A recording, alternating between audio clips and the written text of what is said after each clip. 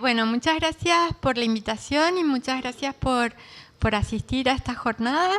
Qué lindo que haya tanta gente. Lástima que no se sientan adelante. Han quedado unos lugares libres.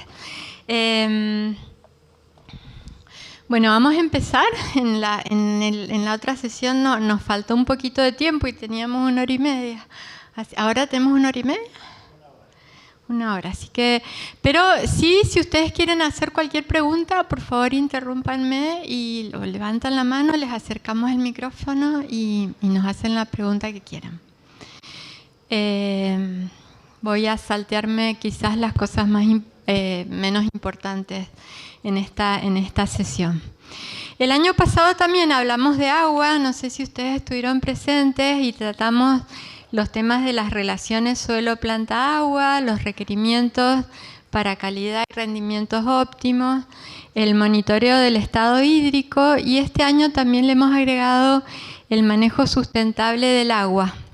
Y para eso me he basado en las recomendaciones que se dan para obtener la certificación de sustentabilidad, que están las guías están en este libro, que ustedes lo pueden solicitar gratis. Estuvieron muy interesados, ya en la última diapositiva les voy a mostrar la dirección y es un libro sumamente útil. No solamente tiene manejo del agua, tiene fertilizantes, tiene bodega, un montón de datos útiles que, aunque ustedes no pidan la certificación, hay un montón de información y lo pueden pedir, y también está online y también tiene muchos de sus artículos están escritos en español, sobre todo los más útiles, por ejemplo, mantenimiento del sistema de riego, cosas prácticas, hay muchas cosas prácticas en español, en online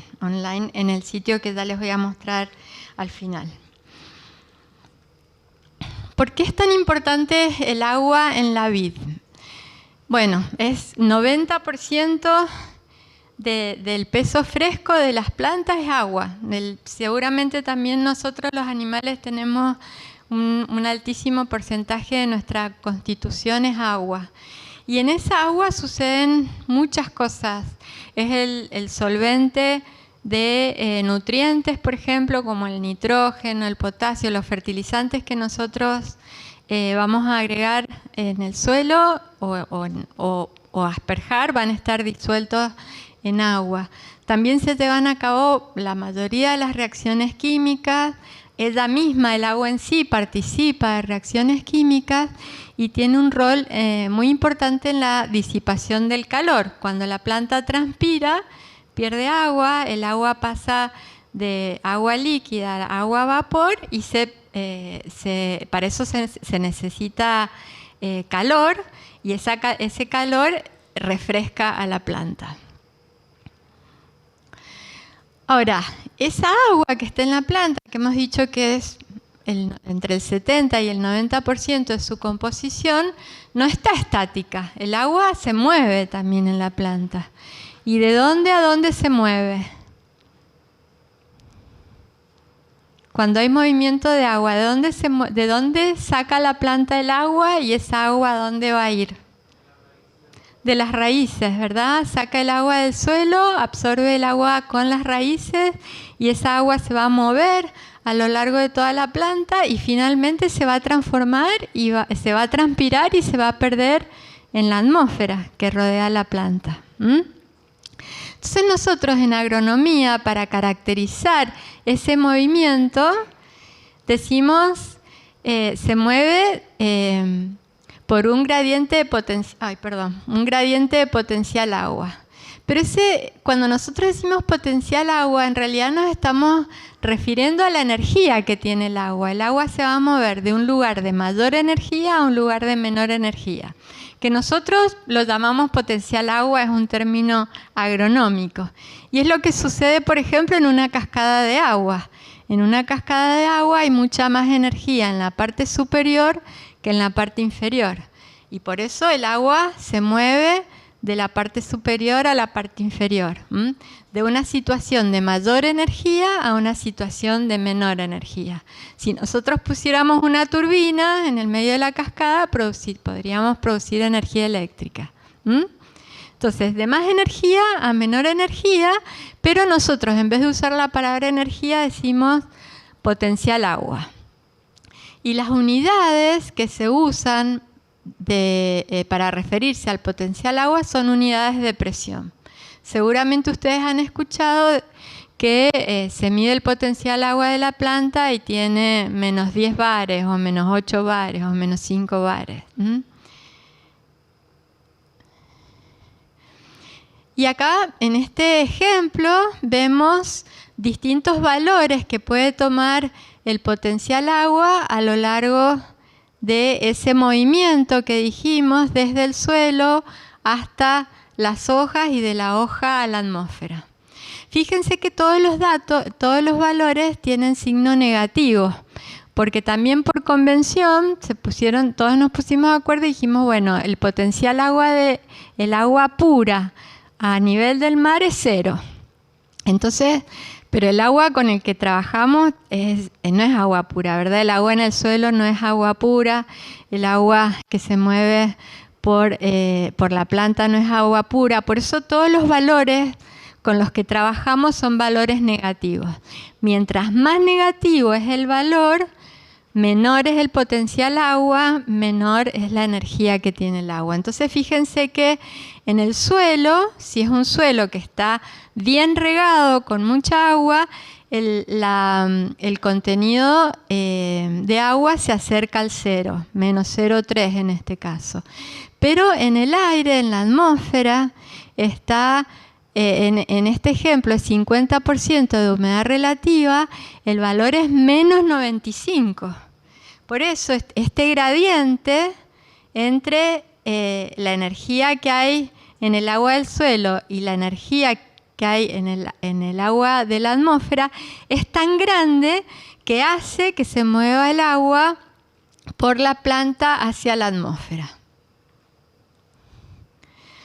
Pero en ese recorrido también el agua encuentra resistencia, es como un caño. Porque en realidad el agua en la planta se mueve casi como en un caño, porque el xilema, que es el tejido por donde se mueve el agua, es un tejido de células muertas. Entonces como que forma un tubo en el tronco y después sigue a los brotes por donde se mueve el agua hasta que llega a las hojas.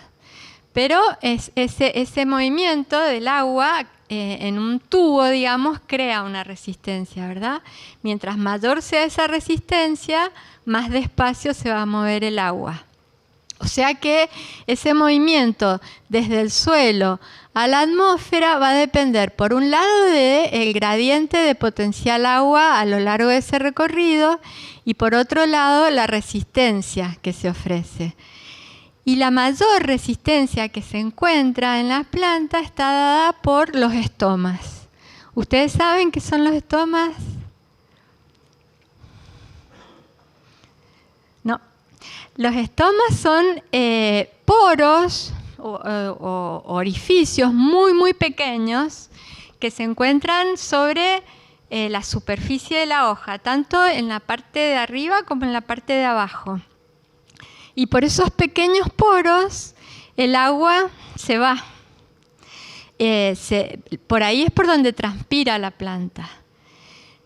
Ahora, esos poros se pueden mover, se pueden cerrar. O sea que esos poros, los estomas, pueden estar abiertos y pueden estar cerrados.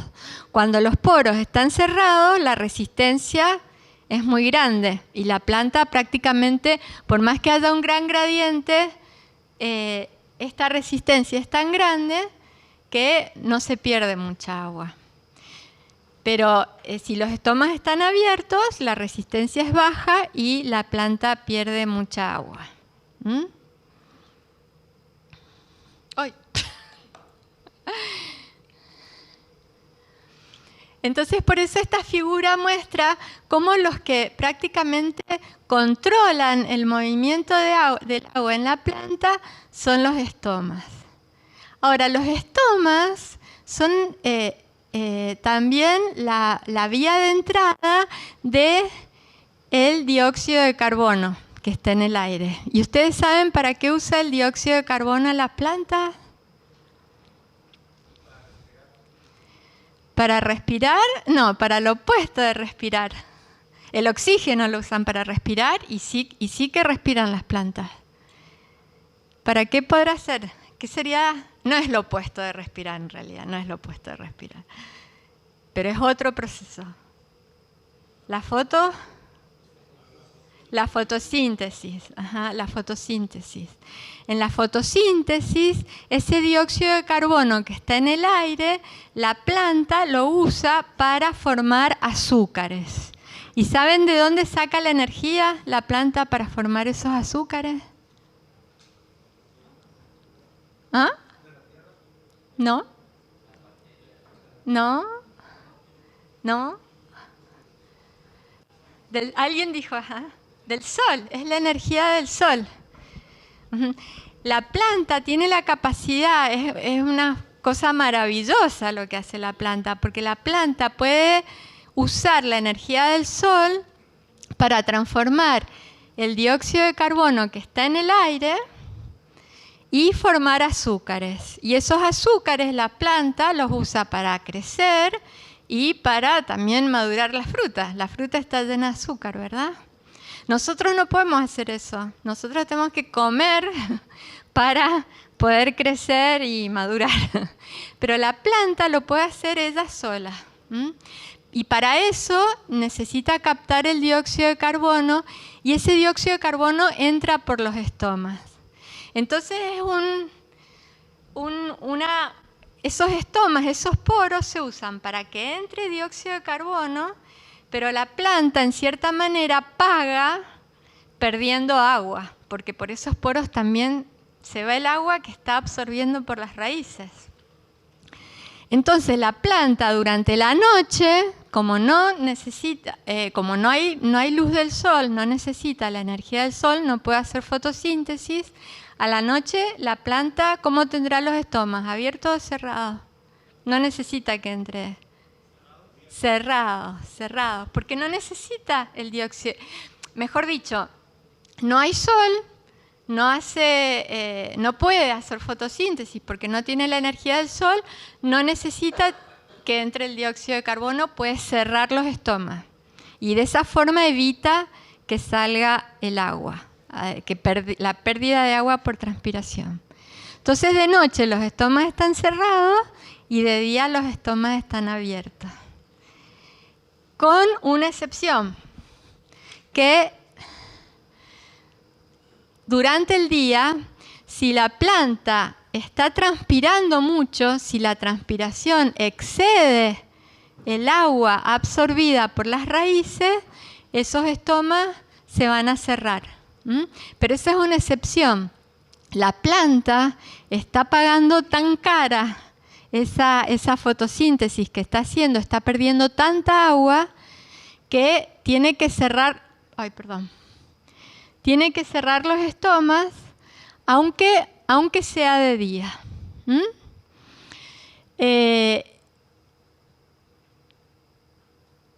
Vamos a saltear esto y vamos a...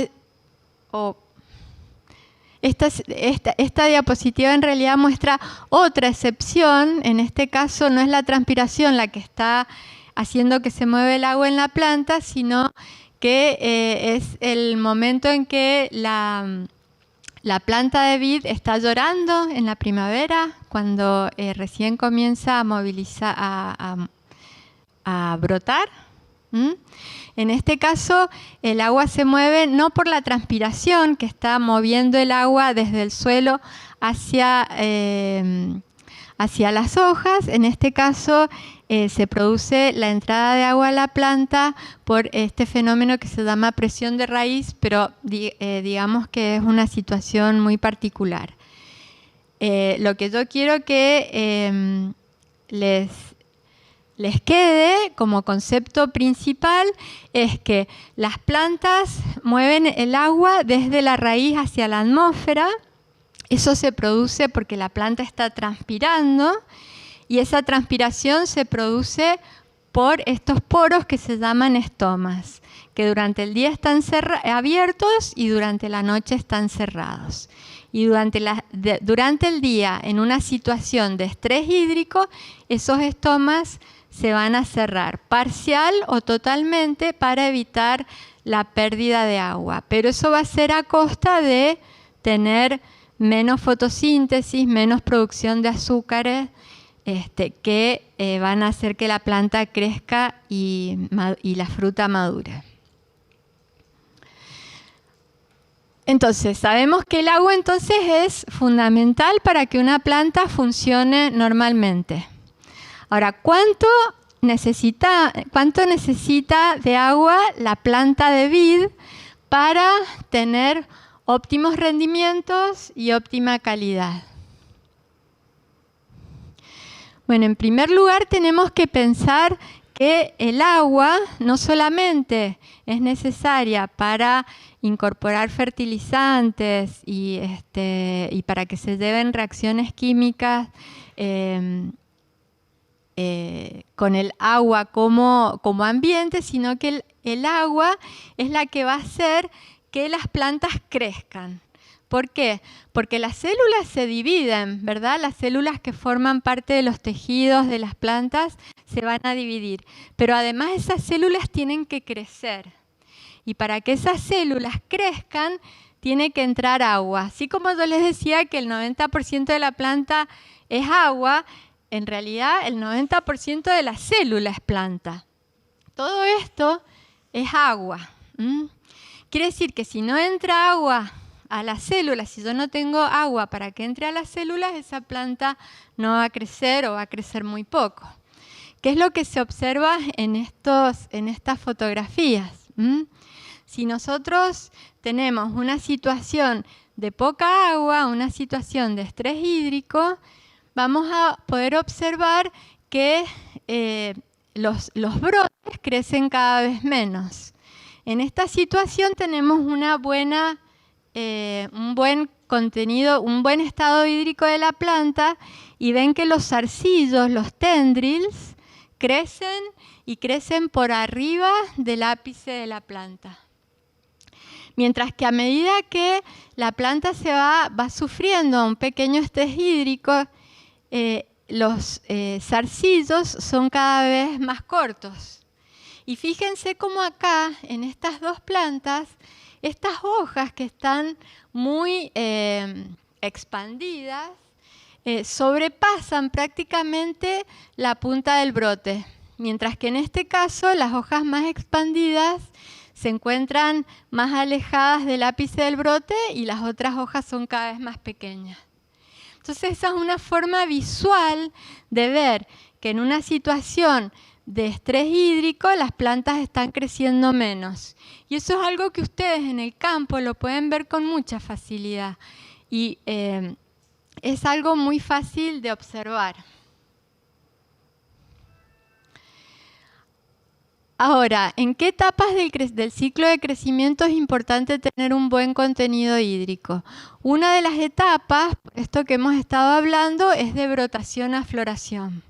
Porque nosotros queremos que se produzca un buen crecimiento de la parte vegetativa, tener buenos brotes, tener una buena cantidad de hojas, porque esas hojas son las que van a hacer la fotosíntesis para después tener los azúcares para las frutas, ¿verdad?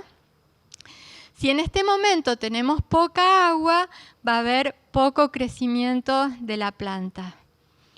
En inviernos secos es posible que nosotros necesitemos dar un riego extra, que acá hemos denominado prerriego, pero en general en el invierno en California llueve mucho y se arranca con un muy buen contenido hídrico en el suelo.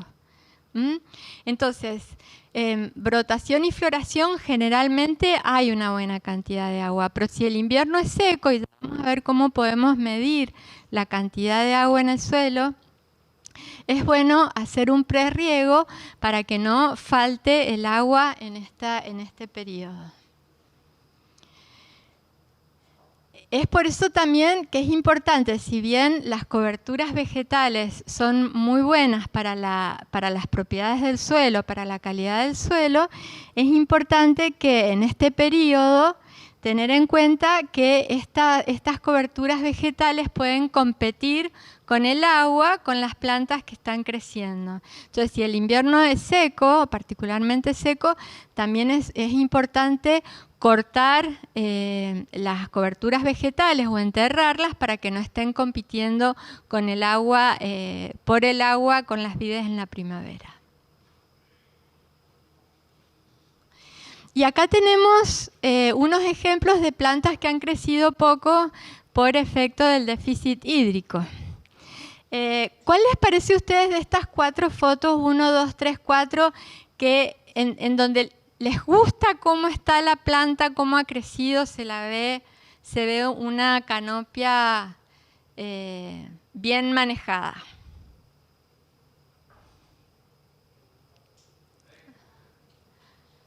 No escucha. Algunos dicen la 3, pero fíjense que en la 3 está muy sobre la 4. La 4 y la 3 son las que se ven mejor, ¿no?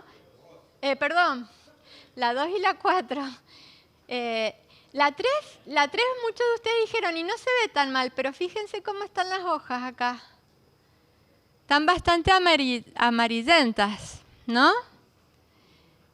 Y en esta hay un exceso de crecimiento. Han crecido demasiado.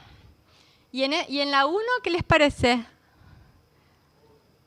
Ha crecido muy poco, hay un desarrollo de canopia muy pobre. Entonces, en estas 2 situaciones tenemos posiblemente, en esta un gran estrés hídrico, en esta un poco menos.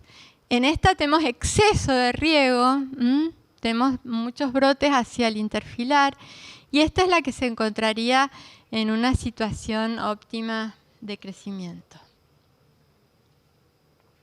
De Cuajenvero, en cambio, la situación a la que le tenemos que prestar atención es al crecimiento de la valla.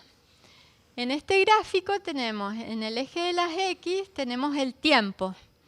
Y en el eje de las Y tenemos el tamaño de la valla. Ven que el tamaño del grano se hace cada vez más grande, y en el centro tenemos el envero, la veration, que marca el cambio de color, ¿no? Y fíjense que en esa primer parte de la curva es donde se produce la división celular. Y después de la división celular se produce el agrandamiento de las células, el agrandamiento por la entrada de agua a las células del grano. Fíjense que en esta primer parte es como si fuera una S, ¿no? En esta primer parte entra el agua por el xilema, que es ese tubo que yo les decía que es por donde se conduce el agua. En esta primer parte, si nosotros modificamos el riego, si lo disminuimos, se va a producir, va a tener influencia en la división celular y va a haber una modificación en la relación del volumen del grano y la superficie de la piel del grano. Y eso en las uvas de vinificar, en las uvas rojas, es importante, porque en la piel tenemos muchas propiedades, muchos compuestos fenólicos, ¿verdad?, que van a darle color al vino, y sobre todo es muy importante en nuestra región de Napa, en que los vinos son de alta calidad. Entonces, esa relación volumen a superficie se puede modificar si nosotros hacemos una pequeña restricción hídrica en esta etapa. Ahora, en la segunda etapa, en esa segunda parte de la S que yo les decía,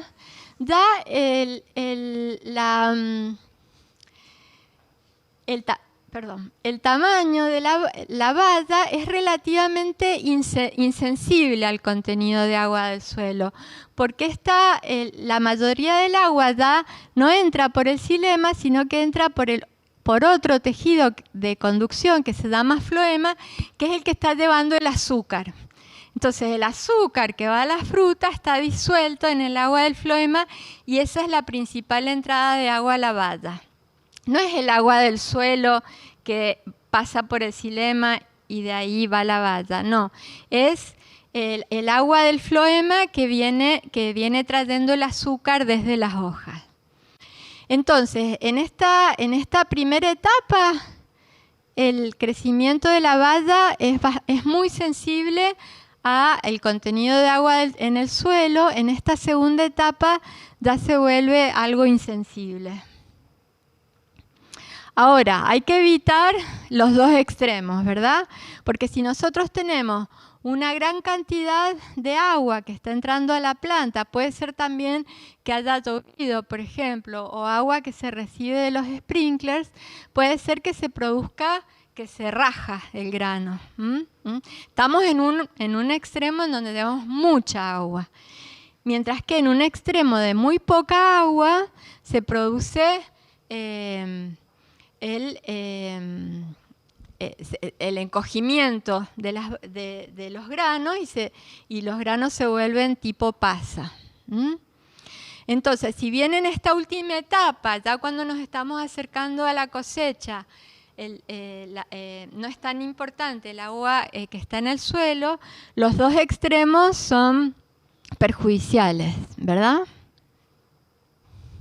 Y finalmente, en el último periodo de cosecha a caída de hojas, también es importante no descuidarse, no decir, ya coseché, ya no me importa seguir regando. ¿Por qué? Porque esas hojas que todavía quedan en la planta siguen haciendo fotosíntesis, siguen produciendo azúcares y esas azúcares, en vez de ir a la fruta, van al tronco y van a las raíces y ahí se acumulan como sustancias de reserva para la próxima temporada. O sea que cada etapa del ciclo de la vid tiene distintos requerimientos en cuanto a la necesidad de agua y depende del manejo que ustedes quieran dar, también pueden manejar el riego de acuerdo a la calidad, por ejemplo, de la fruta que se quiera obtener. Entonces, sabemos que el agua es muy importante para la planta, sabemos cuáles son los requerimientos en las distintas etapas del crecimiento de la vid, cómo podemos medir, cómo podemos monitorear, cómo podemos saber cuánto se necesita de agua. Bueno, para eso hay distintas herramientas. Una de ellas son los sensores de suelo. ¿En sus viñedos alguno de ustedes tiene sensores de suelo? ¿No? Algunos de ustedes tienen sensores de suelo. El sensor de suelo es especialmente útil para saber cuándo comenzar a regar, ¿no? Porque está midiendo indirectamente cuál es el estado hídrico de la planta. Podemos medir también directamente el estado hídrico de la planta a través de estas otras herramientas. Una de ellas es el porómetro. ¿Alguien usa porómetro? ¿No? El porómetro es como una pincita. ¿Ven la pinza que está agarrando la hoja?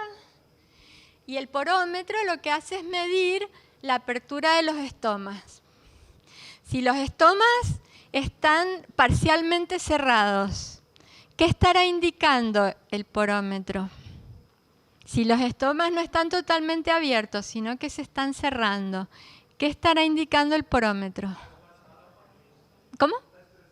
Que se está empezando a estresar la planta. Entonces, es una forma indirecta de saber cómo se encuentra la planta, porque dijimos que cuando los estomas se cierran durante el día, esa es una indicación de que hay una condición de estrés hídrico.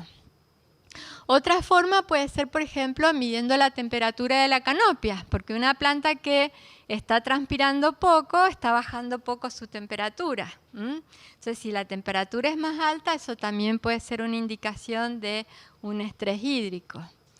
El flujo de savia también puede ser otra indicación. Pero lo que más se usa, y seguramente muchos de ustedes hacen mediciones, es con la bomba de presión. Y la bomba de presión me va a decir el potencial agua de la hoja y de la planta, y se puede tomar esa medición en preamanecer o a mediodía. ¿Y qué pasa? Cuando uno corta la hoja y la introduce en esta pequeña cámara, la columna de agua que estaba en el xilema se retrae porque esa columna estaba en tensión. La planta que está transpirando está moviendo el agua desde el suelo hacia la atmósfera. Cuando corta la hoja, la columna se cae. Entonces, la cantidad de presión que le tengo que dar dentro de la cámara para volver a subir la columna de agua, eso me va a decir cuál es el potencial agua de la planta. Mientras más negativo, más estresada está la planta, ¿verdad?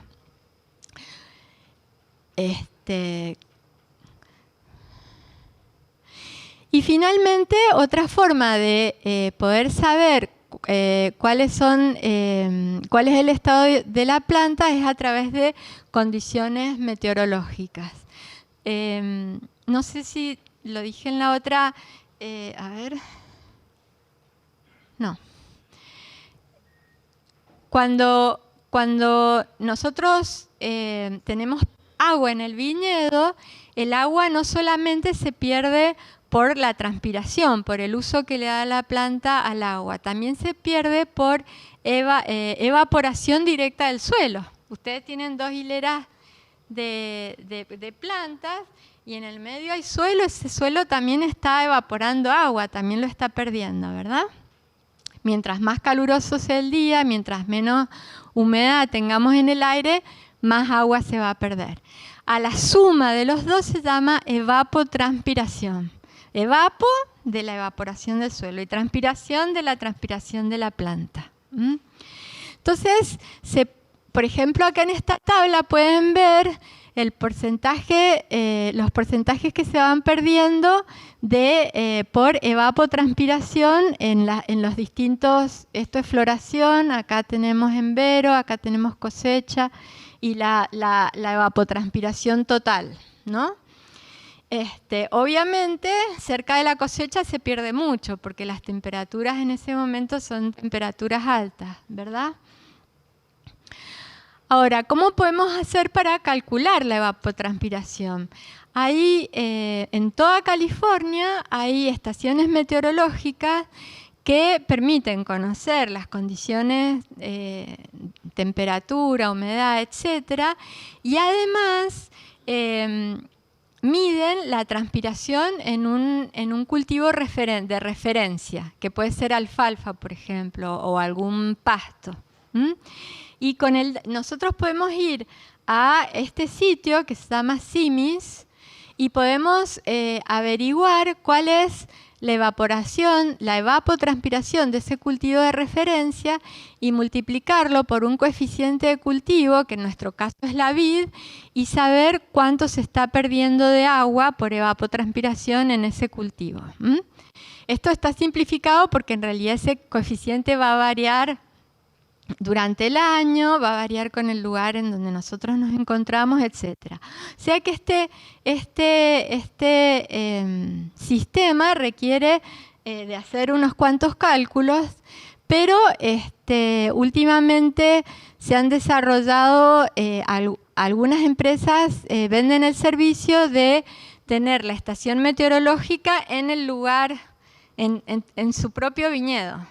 El problema es que uno le tiene que pagar, ¿verdad?, a esa empresa, pero ellos pueden tomar los datos actuales en su lugar para saber cuánta evaporación se ha producido en los distintos bloques, y así ustedes pueden utilizar ese dato para saber cuánto tienen que reponer de agua en el próximo riego. ¿Mm? Y más sofisticado todavía es el uso de imágenes, porque se puede medir las imágenes de la luz que se absorbe y se refleja. Y eso se llama remote sensing, y se aprovecha el conocimiento que se tiene de cuál es el espectro de luz que se usa en la fotosíntesis. Porque para la fotosíntesis, esa energía que se usa del sol para transformar el dióxido de carbono en azúcar, no se necesita cualquier tipo de luz, sino nada más que luz roja. Aunque nosotros vemos que las plantas son verdes, el verde es más bien la luz que se está reflejando. Entonces, si nosotros conocemos cuánta luz roja se está siendo absorbida, nosotros podemos saber que en estos lugares donde vemos menos luz roja, son lugares donde la vegetación está saludable. Mientras que en los lugares donde hay menos luz roja que se absorbe, esos lugares tienen algún problema. Puede ser no necesariamente un problema de agua, puede ser que las plantas están enfermas, que tienen virus o lo que sea, pero por ese motivo están haciendo menos fotosíntesis. Pero uno con estas imágenes puede saber en qué lugares del viñedo hay problema e ir y ver qué es lo que está pasando. Esto sobre todo es para esas compañías que tienen viñedos con muchísima superficie, ¿verdad? Que quizás ustedes a lo mejor con la observación que veíamos de los zarcillos pueden detectar muchos problemas al caminar el viñedo. Y esto es aún a una escala mayor. El proyecto GRAPEX, que se está desarrollando, lo desarrolla el Departamento de Agricultura con varias de Estados Unidos, USDA, con varias universidades y también con la vinería Galo, ¿no? Y esto es por el Central, se desarrolla el uso de imágenes, sobre todo son imágenes satelitales, para poder dar recomendaciones de riego en el Central Valley, donde los problemas del agua son mucho más graves que acá. Ustedes saben que el agua subterránea, el agua de los acuíferos, se ha bombeado tanta agua que los acuíferos están muy bajos y realmente es un problema muy, muy grave el tema del agua en el Central Valley, pero bueno, en todos los lugares es así. No sé cuántos minutos me quedan. Ah, bien, bien. Entonces, el tema del agua es un recurso limitante. En California, en algunos lugares más que en otros, pero en todos lados, y además hay nuevas reglamentaciones, demás, a lo que se tiene que tender es a una mayor eficiencia en el uso del agua. Tenemos una determinada cantidad de agua, ¿cómo vamos a usar esa agua de la forma más eficiente posible para obtener rendimientos y calidad que nosotros nos hemos fijado como objetivo? Mientras menor agua apliquemos por tonelada de fruta cosechada de la calidad deseada, mayor va a ser la eficiencia del agua que estamos empleando. Entonces, ¿qué podemos hacer para mejorar esa eficiencia en el uso del agua? Por un lado, se sabe que hay cultivares de vid que son más tolerantes a la sequía que otros. ¿Eso qué significa? Por ejemplo, Grenache es un cultivar que produce buenos niveles de rendimiento y mantiene la calidad a pesar de estar en situaciones de sequía. Otros cultivares como Syrah, por ejemplo, son cultivares muy sensibles. Entonces lo que están haciendo las investigaciones en este tema es tratar de ver ¿cuáles son las características que diferencian a esos cultivares que son muy resistentes, muy tolerantes a la sequía de aquellos que son muy sensibles? Y por ejemplo, y este es un gráfico hipotético. Lo que se quiere ver es que a medida, acá tenemos dos variedades, una variedad B en rojo y una variedad A en azul. Entonces lo que se trata de ver es, bueno, a medida de que el estrés hídrico se hace más negativo, quiere decir que tenemos más estrés, ¿qué va pasando con la planta? Por ejemplo, en la variedad B, a -1, tenemos los estomas cerrados, mientras que en la variedad B, esta es la variedad A, mientras que en la variedad B, al mismo potencial agua, los estomas están algo abiertos, quiere decir que pueden seguir haciendo fotosíntesis. Por otro lado, el embolismo en el xilema. Cuando hay una situación de sequía, se está transpirando tanto que la columna de agua se rompe. Es como si nos entrara aire a la sangre. Se produce una embolia y eso hace que la columna se rompa y se interrumpa. No puede seguir el movimiento de agua en la planta. Entonces, lo que se trata de ver es por qué, qué características a lo mejor hacen que una variedad sea más susceptible al embolismo, a que se rompe esa columna de agua, que otra variedad. Estas son todas cosas que se están tratando de dilucidar. Lo mismo con los portainjertos. Los portainjertos, se sabe que hay algunos portainjertos que son más tolerantes a la sequía que otros. Y si ustedes van a un vivero y le dicen, por favor, yo quiero comprar quiero que me dé un portainjerto tolerante a la sequía, quizás les van a recomendar 110 Richter o 140 Ruggeri. ¿Y por qué son resistentes a la sequía estos portainjertos? Porque tienen un sistema radical muy extenso y las raíces muy profundas. Entonces, en realidad lo que hacen es acceder a lugares donde hay agua que otros portainjertos con raíces más superficiales, como el 101.14, no llegan. Pero es más que nada, son tolerantes a la sequía porque pueden llegar al agua mejor, no porque hagan un uso más eficiente del agua, no porque puedan crecer igual con la misma cantidad de agua, sino que siguen sacándole agua al suelo porque tienen esas raíces más profundas. Y eso puede ser útil en un momento en que la planta necesite el agua. Pero hay que tener cuidado porque esos portainjertos, por tener esas raíces tan profundas, también en muchos casos inducen mucho vigor en la parte aérea. Entonces, puede ser que sean tolerantes a la sequía, pero a su vez la planta, la púa, crezca más, tenga más hojas y también esté transpirando más. O sea que quizás sea una situación en la que nosotros en Argentina decimos lo comido por lo servido, pero esto no quiere decir que sean malos ni buenos, sino que son cosas que hay que considerar al momento de hacer un manejo, decidir, bueno, voy a comprar este portainjerto, pero después cómo voy a manejar la canopia para evitar que haya una gran transpiración como consecuencia del gran vigor que produce este portainjerto.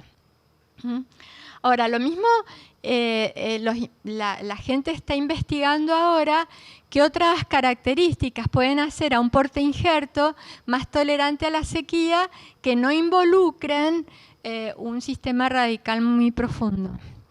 Y hay un profesor en UC Davis que se llama Luis Díaz García que está trabajando en esto y que quizás yo le decía a Arnulfo que lo podrían invitar para el año que viene a dar la charla porque justamente esa va a ser su especialidad. Entonces, tenemos el cultivar, el portainjerto y después cómo manejo yo la planta como para tener las hojas necesarias para madurar la fruta y no hojas de más, que estén transpirando, perdiendo agua y que eso no se va a traducir en una mayor cantidad de azúcar o de una mayor calidad de la fruta. ¿Mm? Son un manejo de canopia adecuado, tener un buen balance vegetativo reproductivo. Puede ser que, digamos, modificar la densidad de la plantación, tener menos plantas, menos hojas, raíces que exploran más porque van a tener más lugar para explorar, pero eso posiblemente se traduzca en una disminución de rendimiento. Por eso, son decisiones que ustedes tienen que ir tomando con todas las herramientas que tienen a mano. El sistema de conducción también puede ser otra posibilidad. Y en el caso de la vid tenemos la ventaja, una pequeña ventaja con respecto a otros cultivos, y es que el dar menos agua de la que se evapotranspira durante la maduración de la uva puede tener efectos en la calidad. Regar un poquito menos puede beneficiar la calidad de la uva. Eso en otros cultivos no se observa. ¿Por qué? Porque controla el excesivo crecimiento vegetativo, menos enfermedades, mejora la calidad de la uva, por lo que hablábamos más temprano, ese efecto que tiene en el tamaño de la baya, y también mejora la concentración de antocianos y taninos. Y eso es un déficit de riego regulado. No estamos dando el máximo del agua que se perdió por evapotranspiración, sino un poco menos.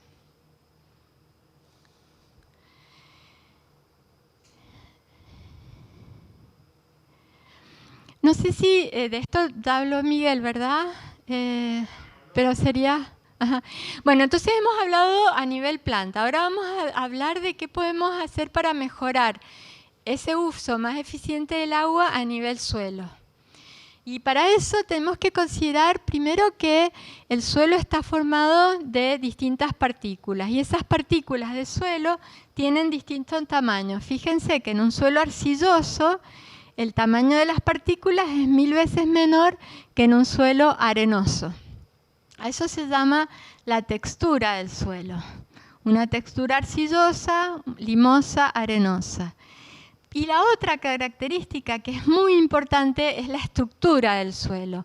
Cómo esas distintas partículas minerales están pegadas entre sí, formando unas partículas más grandes que se llaman agregados. Y están pegadas ¿con qué? Están pegadas con materia orgánica. Esto que se ve verde acá representa materia orgánica y también algunos cationes, por ejemplo magnesio, calcio.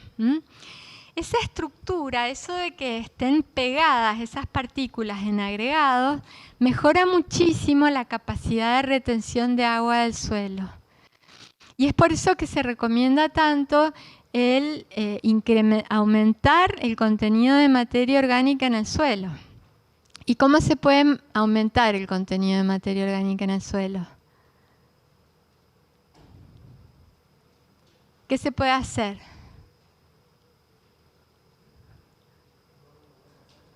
¿Cómo? No removerla tanto a la tierra. Esa es una práctica que mejora el contenido de materia orgánica. ¿Y ustedes le pueden agregar materia orgánica? Así, como una enmienda. Como usando compost, porque se puede agregar compost al suelo. Y las mismas raíces de los cover crop que se siembran, eso también es materia orgánica que se va incorporando al suelo y va haciendo que esos suelos cada vez sean más estructurados, vayan teniendo mejores propiedades químicas. Otros conceptos que se usan en el suelo son la saturación, la capacidad de campo y el punto de marchitez permanente. ¿Qué pasa cuando el agua entra al suelo por la lluvia o porque nosotros estamos regando? esa agua va a entrar en todos estos poros que van dejando las partículas. Y se va, por la fuerza de gravedad, mucha de esa agua se va a perder. Un suelo que está saturado va a ir perdiendo agua por la fuerza de gravedad. Tampoco queremos tener un suelo que esté totalmente saturado porque las raíces respiran. Y las raíces necesitan oxígeno para respirar, como bien alguien dijo, no me acuerdo en cuál sesión, creo que en esta. Pero una vez que esa agua se perdió por gravedad, tenemos agua que ha drenado de los poros grandes, pero que queda en los poros pequeños. Y esa agua se llama agua un suelo está en capacidad de campo cuando se encuentra en esa situación. Pero a medida que el suelo va perdiendo agua por evaporación y porque las plantas van transpirando, va perdiendo agua hasta que llega a un punto de marchitez permanente en el cual las plantas ya no pueden extraer más agua. Esto es lo que va sucediendo. El suelo, acá tenemos potencial agua y acá tenemos tiempo en días. El suelo cada vez va a ir perdiendo más agua hasta que llega a un punto que alcanza la marchitez permanente, y por más que hay un poco de agua en el suelo, la planta no es capaz de extraerlo. Pero distintas texturas de suelo tienen distintos valores de capacidad de campo y de punto de marchitez permanente. Los suelos arcillosos, por ejemplo, tienen un gran contenido de agua, pero que no está disponible. Estos suelos arcillosos pueden tener mucha agua, pero esa agua está retenida con tanta fuerza por el suelo que no está disponible para la planta. Mientras que un suelo franco o franco-limoso, fíjense que tiene, cuando llega al punto de marchitez permanente, tiene menos agua disponible, pero entre punto de marchitez permanente y capacidad de campo hay mucha agua disponible. Y esto se mejora aún más si ese suelo tiene materia orgánica. Podemos aumentar la capacidad de agua disponible que hay en el suelo si ese suelo es un suelo con buena estructura y esa estructura se la da la materia orgánica. Ese suelo va a poder retener más agua, va a tener un mejor drenaje porque no va a escurrir tanta agua superficial, va a estar bien aireado, va a haber buena cantidad de aire para las raíces, va a tener una buena actividad biológica y va a haber menos erosión hídrica y mejor compactación. O sea que la textura y la estructura de los suelos son muy importantes a la hora de saber cuál es la retención de agua que tiene nuestro suelo. Entonces, si alguno de ustedes recibe una inspección para ver si están haciendo un manejo sustentable del suelo, les van a preguntar, ¿usted conoce cuál es la tasa de infiltración y la capacidad de retención que tiene su suelo? ¿Usted usa esa información cuando va a programar el riego? Fíjense que nada más un aumento de un 1% en la materia orgánica del suelo, que en realidad aumentar un 1% la materia orgánica del suelo es difícil, es mucho. Pero fíjense que aumentando un 1% se aumenta la capacidad de retención por acre a 20.000 galones de agua. Un montón. ¿Qué otra cosa se va a preguntar? Ya casi termina. ¿Se observa escurrimiento superficial? Porque si ustedes también si quieren tener un uso eficiente del agua, no la quieren perder a esa agua. Y además de perder el agua, pierden suelo cuando hay escurrimiento superficial, porque esa agua a su vez está arrastrando sedimentos. Entonces se toman medidas preventivas, hay drenajes, se aplican enmiendas, coberturas vegetales, se usa algún tipo de barrera para evitar la pérdida de agua y de suelo. Y también, obviamente, la ingeniería del sistema de riego, si sus líneas están limpias, si hay filtros puestos en pie, si se tiene en cuenta la variación entre los distintos bloques cuando se va a regar, si se controla de alguna manera el caudal emitido por los goteros, si hay diferencias de presión, todo lo que hace a la ingeniería del sistema de riego. Eso es fundamental también para tener un uso eficiente del agua. Y cuál es la calidad de agua que están usando para regar. Y finalmente lo que hemos estado hablando más adelante, saber cuál es la cantidad de agua que se pierde y cómo se mide esa cantidad de agua y si se cuenta con la infraestructura necesaria como para realizar esas mediciones. Entonces, es el viticultor el que tiene que adoptar una estrategia en función de los objetivos de rendimiento y calidad y con toda la información que espero que puedan tener sobre su viñedo, tomar una decisión y ustedes que están en el campo observar cómo están creciendo las plantas, porque eso finalmente es tan valioso como obtener números. Estos dos recursos quisiera mencionarlos porque me parece que son muy valiosos. Uno es el libro que yo les decía que pueden escribir a este sitio y pedir y se los van a enviar gratis porque la asociación de la Alianza de Sustainable Wine Growing está interesada en que todos puedan mejorar la sustentabilidad de los viñedos. Y y tiene mucho en español, mucha información en español, como les dije, y también grapesextension.org, porque también tiene mucha información en español, como por ejemplo manejo de los viñedos, poda, manejo de la canopia, etc. Y está muy bien explicado todo. Así que, bueno, finalmente este es mi contacto y si necesitan algo no duden en escribirme y yo si los puedo ayudar, con mucho gusto. Ok, muchísimas gracias Cecilia, un aplauso para Cecilia.